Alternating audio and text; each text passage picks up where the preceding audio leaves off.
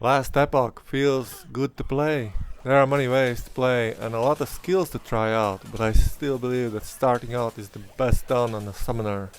I tried the build by pinching loaf and a rogue by ZiggyD, and I'll provide my opinions. A lot of build guides are hard to comprehend. They should they should make them more streamlined and readable. Trying a build should involve playing last epoch. Even a returning player might have forgotten how to play, but even more crucial is that different characters can really play differently. It took me a while to figure out how Pinching Loaf intended to play the runemaster. On that note, let's go over his character first. Every character has 3 specializations, and only one can be taken to full mastery. As you load into the game, the first thing to do is start using the 2 starting skills. One is a swing of the weapon on the right mouse button. The other is a skill that costs mana assigned to Q key. Leveling up is a fairly frequent event. There are 2 areas character improvement points are spent in. One is the passives tree. The other is skills themselves. Level up, but there are only 5 slots. The built-in loot filter is a really powerful tool later on. It can greatly simplify the gearing when playing starts to get comfortable, or when the character has all equipment slots full. Just hide all normal, magic and rare items, apply a chase affix and slap on emphasize. That way there will be significantly less need to inspect every dropped item. So the runemaster, you have your mage mastery, you have, put a point in scholar, and later on in the build guide, if you watch the 2 hours something, he says that intelligence is very important for this character. So yeah, so the scholar, arcanist, reactive ward, and as you put points, the mastery bar will increase, and then once you assign all the other points, then you'll be able to assign mage flurry and then warden, and then you're done. You spend 20 points in the tree. You spend some points in the sorcerer, like arcane momentum, calculated destruction, then connected skill essence of celerity, whirling snow, necromancer, and then it's connected drift bolt, and then you're done with the sorcerer tree, and now you're left with the runemaster tree. So unsealed mana, then it's connected arcane focus, and then mental catalysis,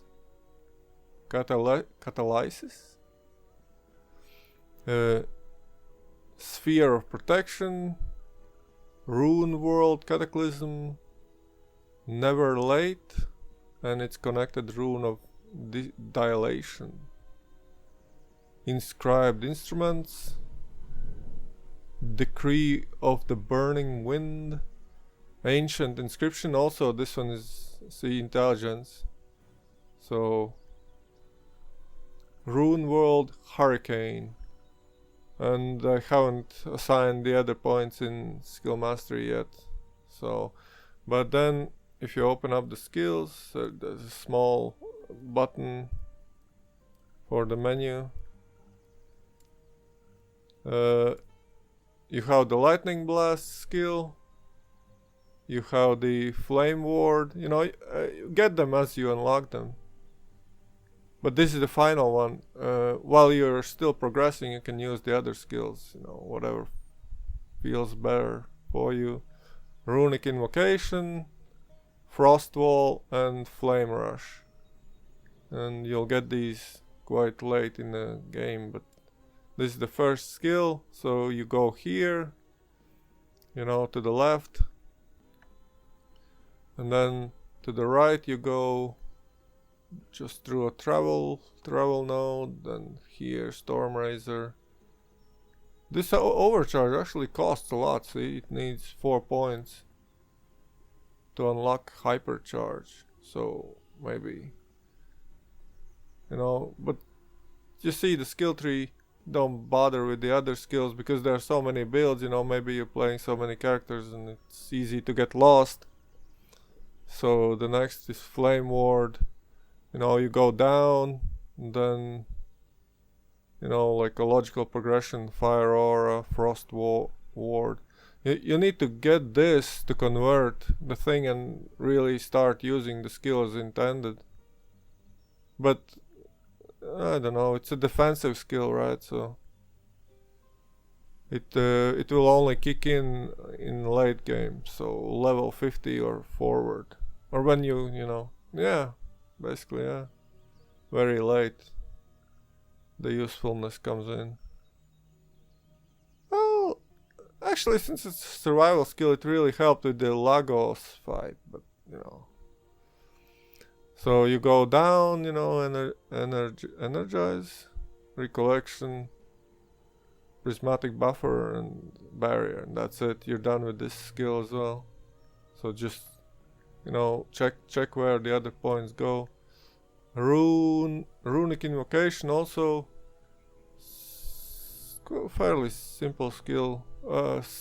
3, I mean. You go left and then up. Rune Slinger, then you're done, then you go down, a little bit more down, then to Author of Arcana. And your runic invocation will be, while you're leveling, it will be a damage skill, but in the end it becomes a defensive skill. So it will be a barrier and buff thing and stuff. You go right to fetch one this point, and that's it. And then you pick up Adept Rune Scribing, and then you're done with this tree. So don't get lost in the whole thing, you know, like follow the build guide. But if you want to know, yeah, down here it says what you will cast with runic invocation. See, and you need to have these skills in this order on the bar. So to play this character, you would, you know, position your finger over R or whatever else, but default is R.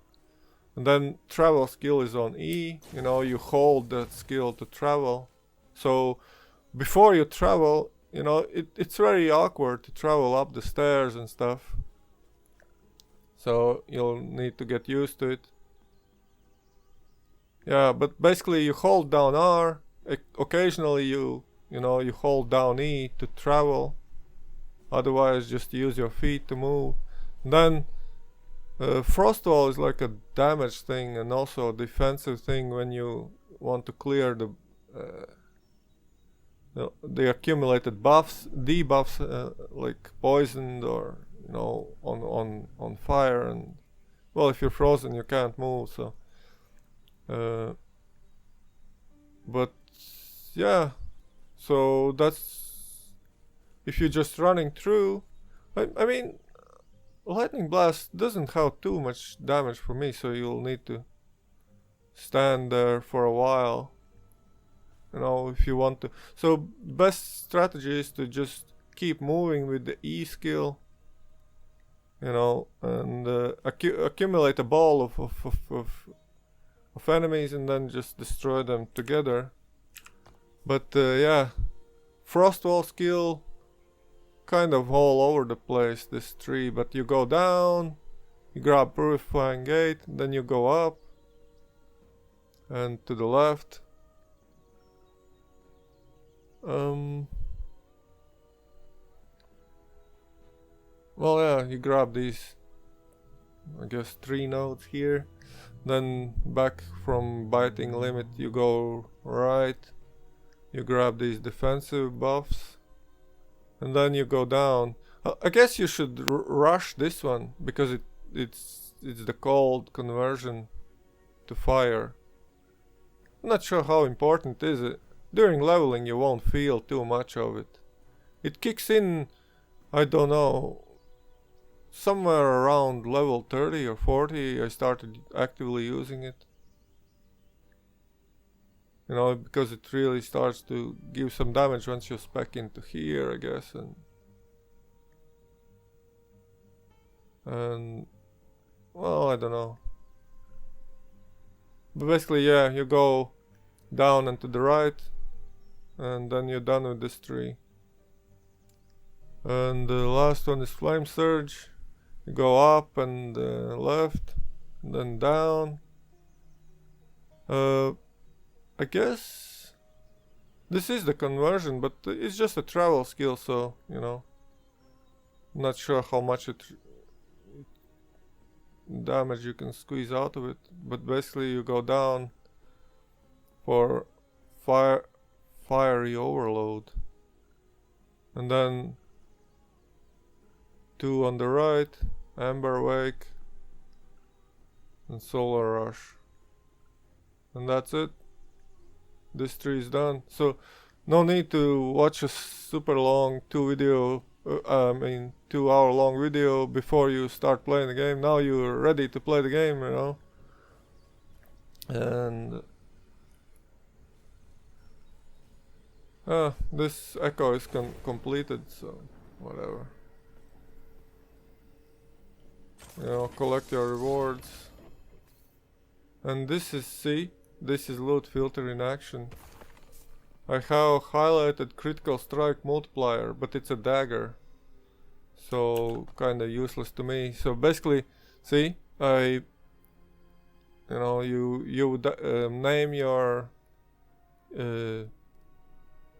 loot filter, and then you add some rules. And I first of all I set the visibility to hide, right? Rarity set normal magic rare, and then item type I hide one-handed weapons, two-handed weapons, offhands. I mean, offhand catalyst, if it doesn't drop with your stats, you know, if you really want to, you can, you know, show it, but I don't know, it's just waste of time. I look at all the belts because you never know what other base items there are in the game. But I guess I don't even need to look at all the belts anymore. But I just haven't figured out all the stats, and then hide all the accessories because you don't want to pick up a white ring unless you're a crafter player and you know what to do. And all the other idols, you can't really craft the idols, I don't think. So you'll need to, if you really want to hide them, you'll need to create some fancy rules there. So basically, if the idols drop, you need to sit there and read them one by one. So I emphasize and show. Currently, I show only 2 affixes. Was it critical strike multiplier, or rather reduced bonus damage taken, and critical strike multiplier, and the other rule, because it depends on the tier. Too many items drop with tier 1 intelligence, so I just added a new rule, to how tier 4 or larger only, emphasize this again, show intelligence. I think, yeah, this is the only stat, because if you look at the character as it is now, I haven't done, like I'm in the circle of fortune, I haven't done any trading or whatever. I'm sitting at 109 intelligence. It's I haven't progressed too far into the monolith, but I mean, it's pretty comfortable. They don't die the enemies don't die instantly, but they also don't take too much time to die, so I guess it's a comfortable balance between, solo play.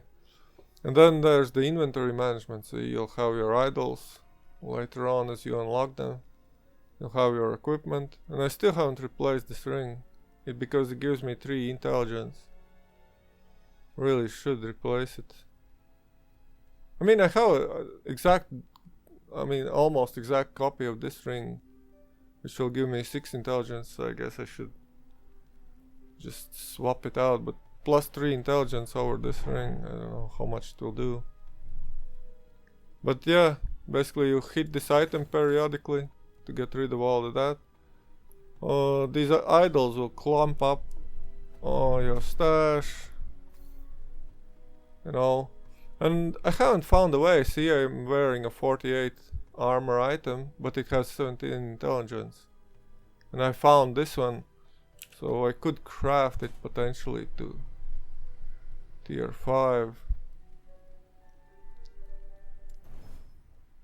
But it's still only a level intelligence. But it's a more defensive item, so I'll pop this in the stash and maybe I'll get to use it at some point. I mean, this claw amulet, I already have like the 3rd version or 4th of this, so maybe the fang, so maybe I don't really want to keep it anymore, you know, just clumps up the inventory. But that's the character. And then the necromancer, I haven't played on the falconer too much. And I really love this traveling feature, look. You just open the map and you warp.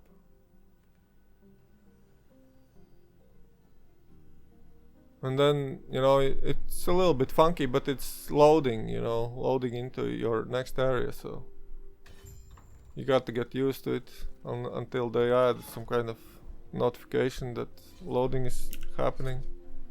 But yeah, this character is completely how do you call it, fresh out of the gate.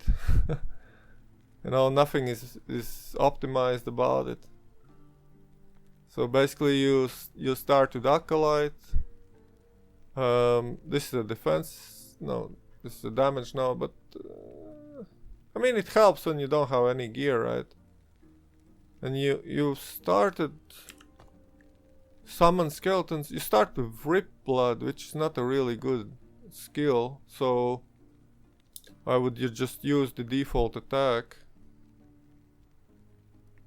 When you run out of mana, just switch to right click until you get the summon skeleton skill. And then you're set. It unlocks at something. I can't see. I can't go back and. But basically at level 5 or somewhere. And then you can start using this one. You know, because you summon your skeletons, then they will just follow you. And then you need to only use it when the skeleton dies somehow. But that's only during the leveling. Ah, yeah, right. When you log in, you need to do your thing. You know, you would summon your skeleton, put the ore on him, and then you can, you know, summon the wraith when you're in the fight, but re-summon your 5 skeletons. See, you have to constantly keep track of their count. If I try to summon more, then the last one goes away. This is just a traveling skill. Well, that's like the end game, right? But basically, with the summoner you can do everything, you know, you can read a build guide and you can still play the game. Level 62 area. So yeah, basically. Oh! Wraith died. Oh, he still takes damage. But basically, yeah. So you summon the wraith, at least in endgame. You know, occasionally it's pretty mana intensive, but you have the big guy shooting in the back. You might want to play it differently, but so far, you know, to get your what do you call it, to not be super stressed out about the leveling or targeting or anything really. 18 intelligence. This could be a really good relic for the mage. 18 intelligence, I think I'll take it, yeah. Yeah, so occasionally this guy dies from the aura. I don't know why. But this is like a 4 button build, I guess. You occasionally just use your travel skill. And then, you know, resummon your skeleton if it dies. This guy dies quite often, so W, Q. And just, generally just press E. A lot of E. And then a lot of reading item descriptions. Wraiths don't last too long. Oh, I messed up the aura again. But basically, you want your aura on the skeletal mage, I guess. But I would say this is a 2 button build. You know, you just summon the wraiths and occasionally move around. And when the big guy dies, you just go, you know, or when a quiet moment hits, you just resummon him. You know, the hand naturally sits over the W and Q key, so. And I reassigned my inventory to change inputs here to V and close all windows to space. See, open inventory. That's like more convenient for me, but you know, you can do whatever. And the big guy is dead, so W, Q, and back to summoning Wraith.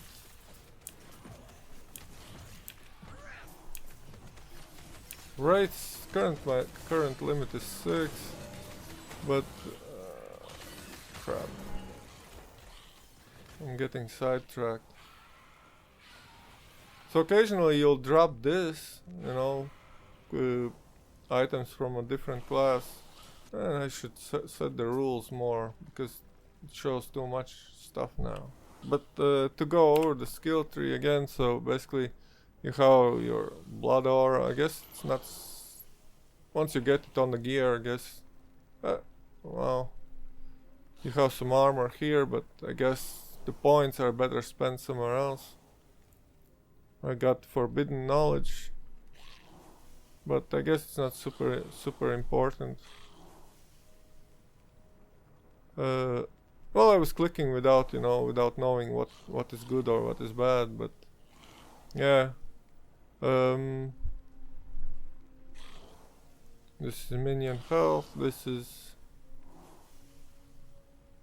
minion attack speed, so you'll have like 3 or 4 skills similar to this one on the bar or in the tree that give that similar effect. So first one is summons a revenant. You know, this minion, you can't summon him directly, but when your health drops, it's like a defensive node, I guess. So you'll have a bigger wraith, I guess. Then there's also a defensive node again for the minions. And soul ages, minion armor per level.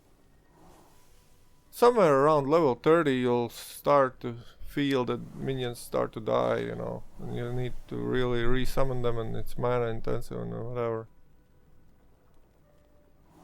And this is just damage node. I don't know if my minions do necrotic damage, so whatever. It can get you through the campaign without too much, you know, worries. You need to be a little bit, you know, kind of moving around, you know, like don't stand in the effects because you're not super defensive. But at least it's a breezy, you know, you don't need to worry about targeting the enemies or summoning too many wraiths or whatever. You just kind of walk through the game, see the minions do everything, and then you switch to necromancer. Maybe there are some skills to take from here, but I was just, you know, without getting into much detail, I was just, oh, if it improves the minions or gives me new minions, I'll just take a point in that skill, and you don't need to max it out or whatever. But yeah, this is also a defensive node again, or rather, no, this is similar as this node. So minion attack speed, cast speed. This one is your oh well, defensive node, not for you, not for yourself, I guess. Minion damage reflected. I don't know, it can help with the what's called when you're fighting some tougher enemy who hits hard. So he'll get hit hard back, but usually they have big health bars, so. So this is also a defensive node. Mortal feather. You have to go through here to get the other one. See, it's +1 skeleton, so whatever. I just did minimum investment mostly in all these. Minion armor shred chance. For end game, I guess, when for monoliths you should, you know, respec the other skills and spec into this one because it should help with the damage. I put the point in mark the enemy, mark of punishment.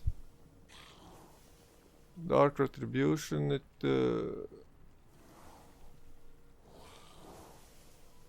oh yeah, it's like you kill a lot of stuff, so you know, getting extra minions, it's nice.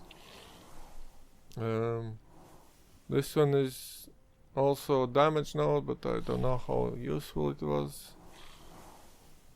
But we're pushing to the end game 3, so these travel nodes. I mean, this also, see, it's cast speed, attack speed, so. Criticals. Intelligence, just travel node, and then. Or maybe you don't even need to. Oh, but it has minion crit chance. I don't know how useful it is, I guess. Not super. You just. Considering how other builds distribute the skills. But Rite of Undeath, so this is what I'm focusing on, these two right now. This one is a number of skeletons, so nice. But it only +1, so 1 skill point in this one, I guess. This one is a defensive node, and yeah, again defensive node. Maximum skeletal mages doesn't help for this one because of how I build this skeletal mage skill. Because see, archmage, this one maximum archmages is 1, and you don't get any more. So yeah, first skill you'll get is this one, and I suggest you hold out. You know, leveling or assigning the slot to the travel skill, and I'll leave it for 4th slot or 5th slot because it doesn't, you know, doesn't give you too much, just a little bit of defenses, and mostly you just want to move around, that's it. But yeah, invest heavily into this one first. It's your first minion, so here are the more minions, here are even more minions, you know, limit. And then just spec out however you like. I spec down here. I went into Death Phalanx, so you have your skeletons, but they get more powerful. Travel node, and then defensive node. Transplant, you know, pick whatever. I picked this one, up and left, down and right. Yeah, the wraiths. So this one costs a lot of mana, so I went to left side, grabbed this one first, and then just picked whatever looked interesting. So crit chance here, health decay. You know, it's a timed minion, so. And then you have the skeletal mage, you know. I know it looks like a notable, so I just went here. And then you have the ice skills for him. Whatever looks. And this one, that shade, I mean, I don't know how useful it is. Don't really enjoy stuff like this.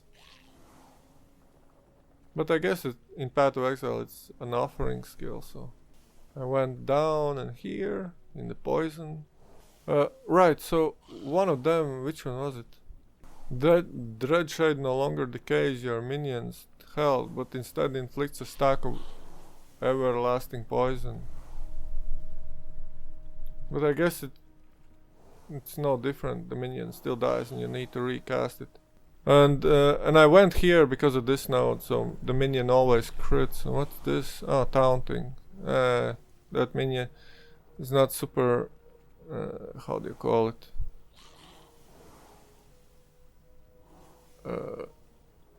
Not super beefy, so not tanky. He's in the back, he's just shooting. So yeah, these two nodes, egoism and lone watcher. Dreadshade no longer drains the health, but lasts much longer. You're limited on active Dreadshade. Increases the health drain from this 3 instead. Increase damage taken by the minion. So basically, because of this node, the minion takes damage, I guess. But with this node, the Dreadshade no longer should drain the health. And then I went, you know, specialized on myself. And a little bit here, but that's the character. And, you know, you can farm some leveling items this way and get into the tree and monoliths and stuff and just learn the game, you know, figure out all the loot trees while still being able to go and play. And now you have a base to you know, to fall back on. Gold is shared between all the characters, so that's nice.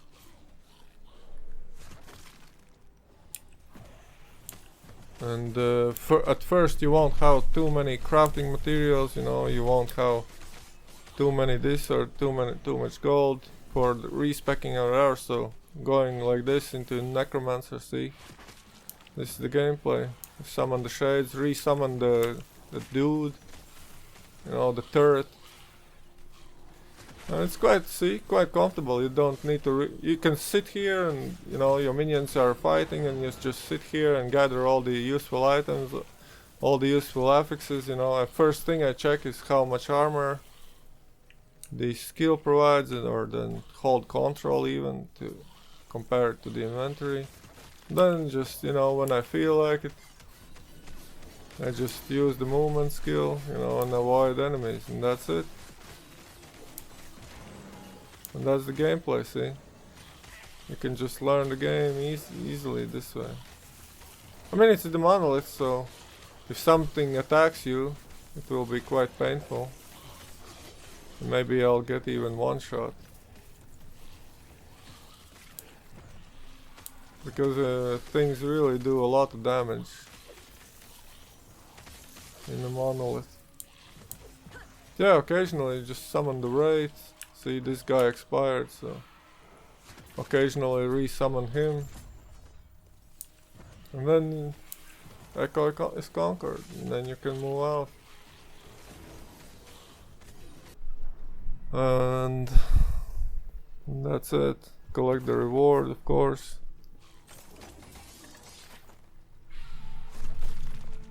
You know, put this thing in. Why does it keep closing the tab? It should keep the... What? Oh, it defaults to this one again. So maybe it's time to... No. Wait, why does it default to this tab again?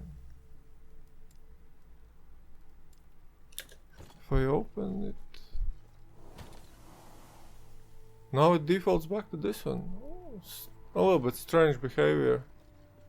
But yeah, basically it should open the very first thing and the very first tab in your categories, regardless of the purchasing order.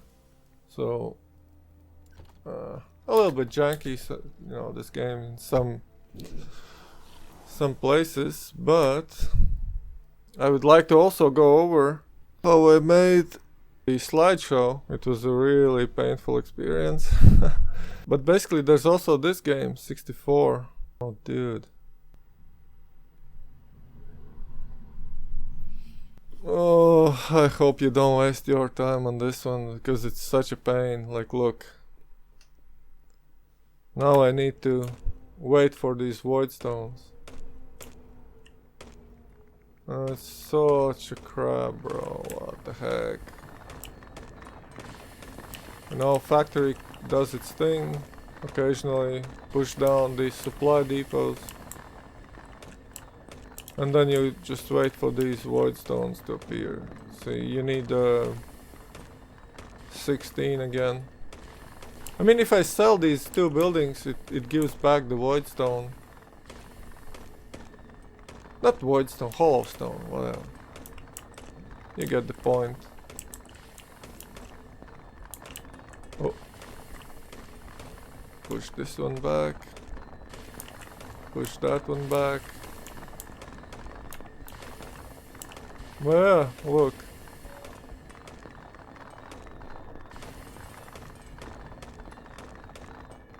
This is the game. Dude, this is so crazy. Uh-oh.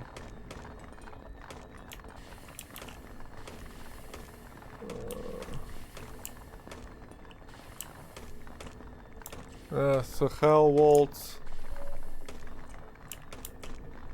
You know, push these back, whatever. So in this game everything is limited by Karenite. You know, these ones are required for machines to work, and this one is the element you'll get most of in the, I wouldn't say late game, I guess, but at some point. But well, digging, you know, like all the other elements will be quite rare when you dig, but this one will be most plentiful until you reach this stage, and then you need to wait for this big stone to spawn. You know, it's like, oh dude, what the heck, are you serious? The other stone, I don't know how much I'm getting of it. This one is also some kind of timed resource. I don't know how I got it to 30k.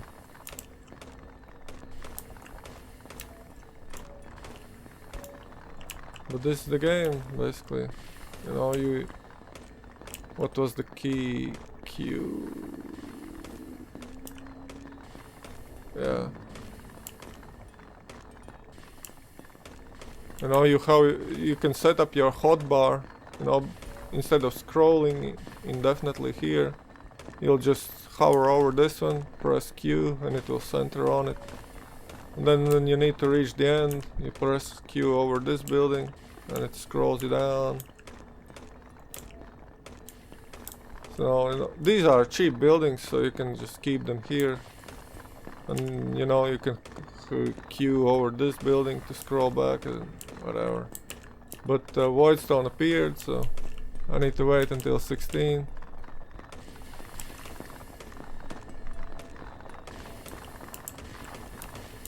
Well, this is the main factory.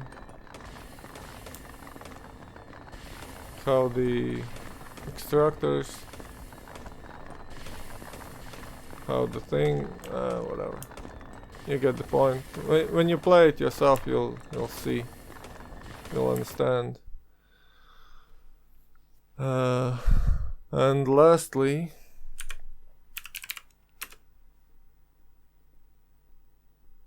which one was? I guess doesn't matter. Well, I guess while it's loading the project. But yeah. So HitFilm doesn't recognize AVF files JPEG large or WebP file, so you can use GIMP, you know, or better use XNView. You know, you would gather the images. I gather in the end 388 files, dude. A little bit more here. Some of them turned out to be low resolution, so I had to go back and try and I had 3 videos, but in the end, see this one, I failed to crop it out. It's like whatever. Yeah, so it cut the top and bottom part out, so it was at the end of the clip. But basically, the way I did it, you know, you don't need really audio for now. You know, you add a new track, insert track, and then you know you have your videos, images, I mean. And then one by one you take them like this. So basically, where is it? So, you know, I thought, you know, I would do as my previous one I did on the Horizon Zero Dawn, you know, like, but since the pictures are very random, see, you get a lot of this one, which are high resolution, so they fit outside the frame. You know, but ideally you'd like to have them in the frame. So the way transformation, you know, at least on the quick end works. See, a lot of these. I have a higher resolution version of it. And let's see, view as.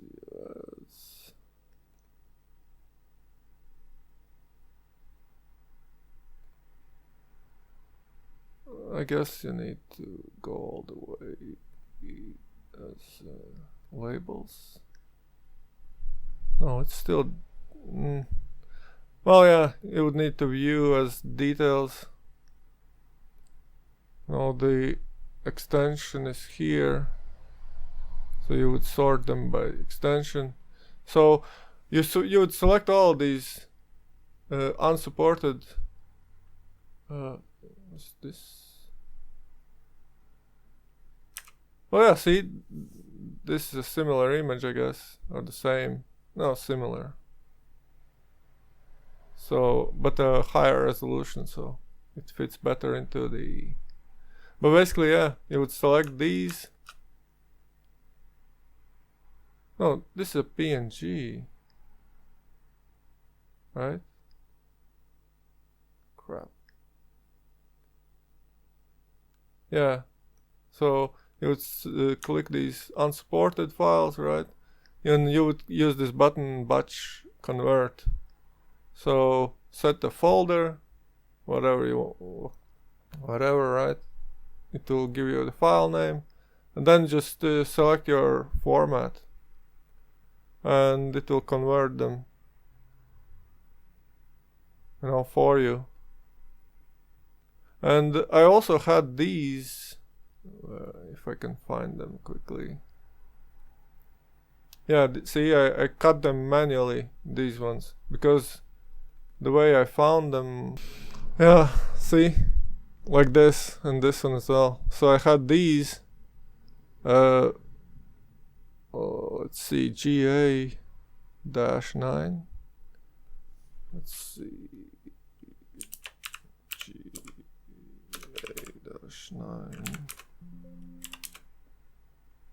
Yeah, so you would, you know, copy the path in doesn't have by default, but in what's it called, in if you're using a total commander. Oh yeah, last one, miscellaneous. So you would say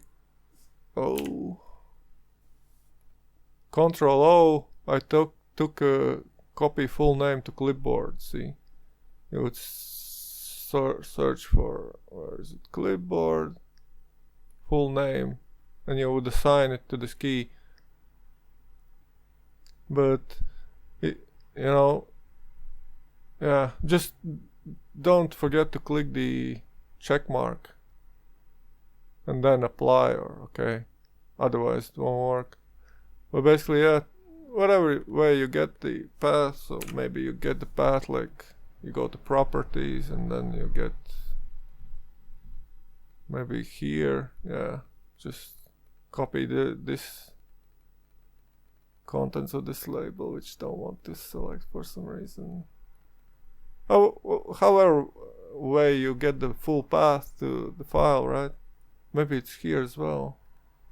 Oh yeah. Copy name with path to clipboard.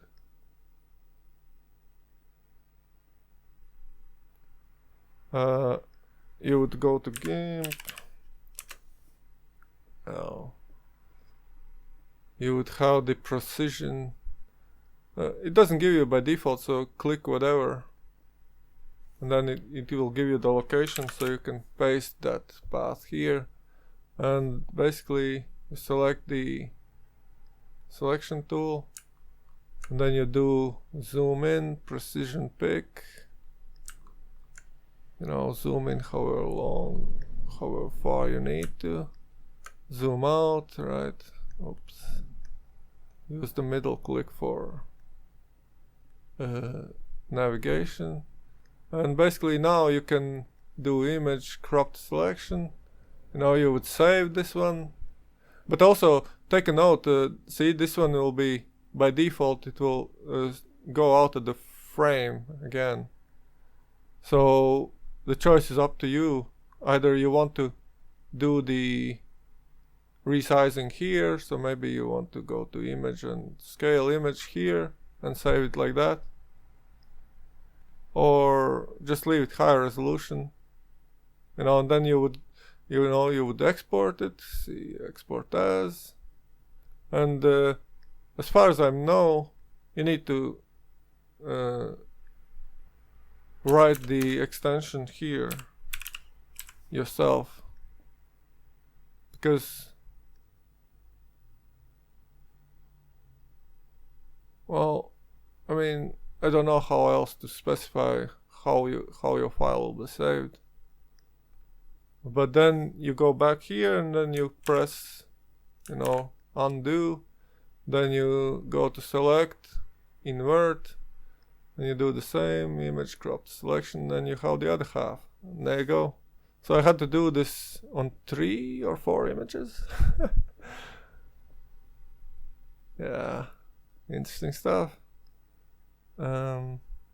But finally, when you have your image sequence or whatever, so see that this image is this, right? So you can go to controls and you can verify by a little bit positioning it. You can always undo, right? And which one was the next one? This one, small resolution image, see. But I'll take this one as an example, so so there's no delay between the images. You would put them together like this, and then whatever you see is with this scroll thing, right? So maybe you just want to see that one image. This one won't be seen on the timeline. So if you try to you need to select the thing you're working with, and then I'm currently just left mouse clicking over this thing, and while I hold the mouse I can drag it left and right, and it will adjust the value for me. And it's really cool for the you can go back to this one, or you just use undo. This one is really, oh yeah, if you click on it, then you can use the mouse wheel here. But basically all I did was almost 388 times I would manually just eyeball it until it fits in. So maybe 65, 64, somewhere there. Then you, while it's selected, you click copy, then you go back to 100. Then you go back to selecting a clip. Well, actually, while it's resized, you can pick the location, right? So maybe if I go back, so you can pick where the final place of it will be, right? Then you click this one, and maybe you position it like this. And see, this one, because it's on a lesser track, this one will be overlaid on top. See, so that's also a thing to remember. Not the anchor point. See, that one will be on top. I mean, unless you go and prepare the images directly on it, right? This is a quick thing. But basically, yeah, you reset the zoom. Go, click this thing again and go to this small make composite shortcut button. I mean, not only how about I guess this button as well. At least if you're using this version 2023.2, it will open the composite shots. So select your thing again,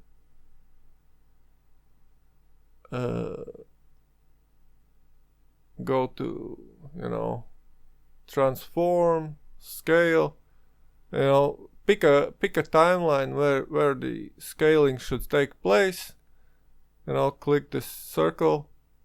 Then I skipped somewhere here, about 1 second for the effect to take 1 second, and then you paste in the new zoom, so it will basically go from original high resolution to fit the screen. And you don't need to remember actually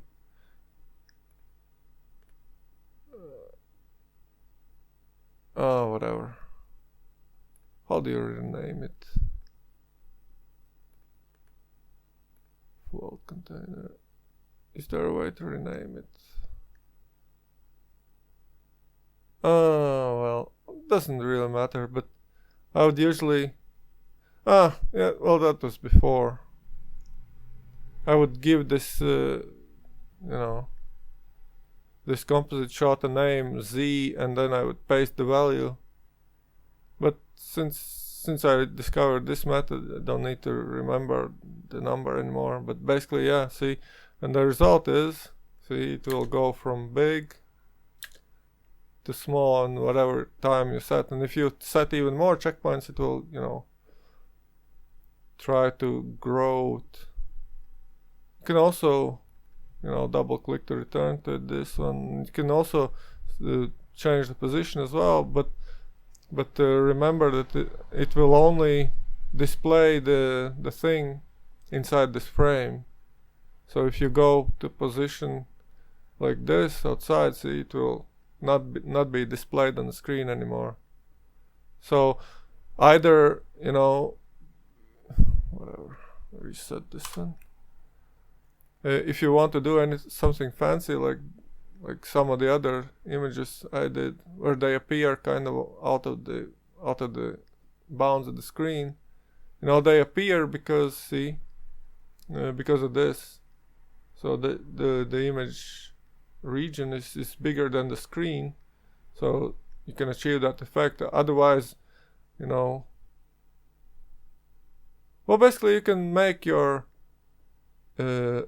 item as big as the screen, and then it will be rendered in this region, basically, if you want to do something even fancier. But yeah, all these effects should take a very short time,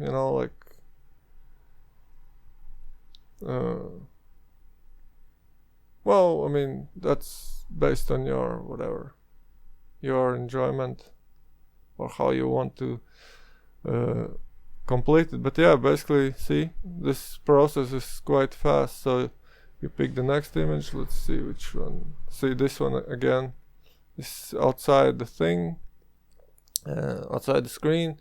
So you would select the thing, the element, go to scale, find the scale that it suits the screen, so somewhere around 28%, I guess, 27.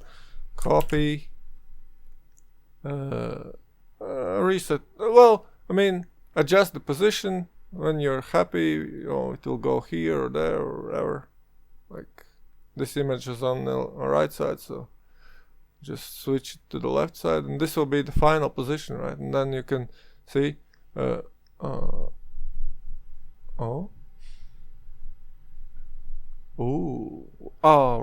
Right.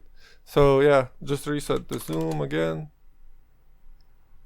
So see, it will. That's the working area of the image, but this is the screen, right? Depending on your project settings, right? How you will render it in the end. So yeah. So select the element, composite shot. I would do zoom, paste. Select the element, select the effect, then time, and then the value, which you don't need to remember. See? And then just close this one to free up memory, I guess, or just for your own sanity or no CD and see. And that's how you do it. You can go back and just review that it works as intended. Oh man, and just and these things, at some point you'll run out of the elements, then you zoom out, then you use the mouse wheel, and then you drag them closer, then you'll wait a little bit until it recalculates, and oh look. One of the images, I thought I was running out of memory or whatever, so I kind of foolishly, I guess, what do you call it? Well, like OpenGL error was appearing, and it wouldn't let me continue with the project. But it turned out one of the images wasn't got corrupted or something, I don't know, but wasn't displaying. So once I removed that, so I would suggest before you start your all this editing and stuff, and once you get started, it will, or maybe like add a few images at a time, then remove them, or somehow divide your work, because it will get insane later on. Because look, unless you're a pro, this screen is quite small, and all the composite shots get added to the media, so better organize your things with the folders before you import. And if you need, like, see, new folder, this one image is of low resolution, and all of these chopped images, which I realized during that they wouldn't fit on the screen because they're so high resolution. You would need to zoom them and crop them anyway, or rather, shrink them. So to better fit the screen, I just went back and see. I did the quick editing, but yeah, you hold down Control to scroll, to zoom in and out. Well, that's how it was done. But see, before you transform it into a composite, see, the composite doesn't want to stretch anymore. So if you, ideally you would, like copy the image and paste here. And I don't know why it creates audio track as well for some of them. But basically,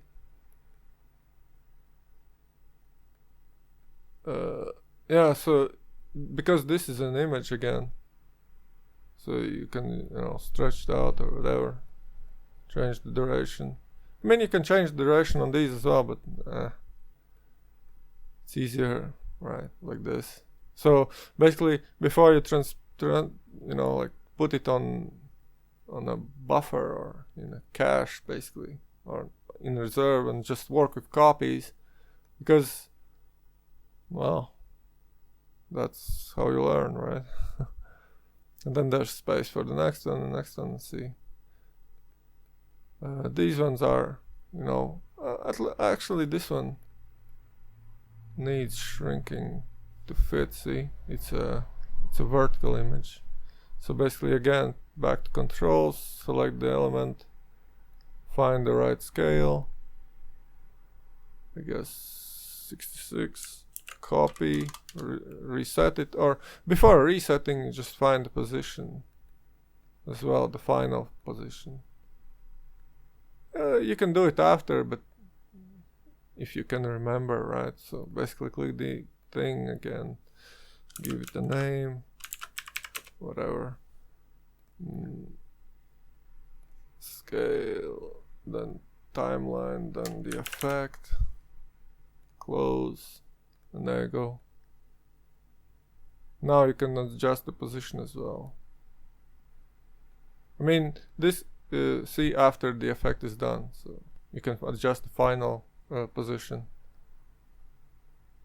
So there we go. Thanks for watching.